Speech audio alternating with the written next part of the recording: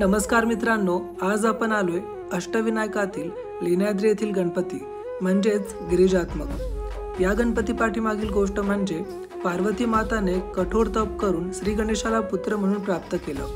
लेण्याद्रीच्या डोंगरात तिचं तपस्थान होतं, त्यामुळे ते गणपतीला गिरिजात्मक म्हणजेच गिरिजेचा पुत्र असं म्हणतात। प्रत्येक गणपतीपासून आपण काही ना काहीतरी शिकतोच ना। या गणपतीपासून आईचं प्रेम आणि तिची प्रार्थना ही जगातली सर्वात शक्तिशाली गोष्ट आहे। आईचं ऐकणं आणि तिचा आदर करणं किती महत्त्वाचं आहे हा बोध आपण इथून घेऊ शकतो। पुन्हा भेटूया एका नवीन ठिकाणी।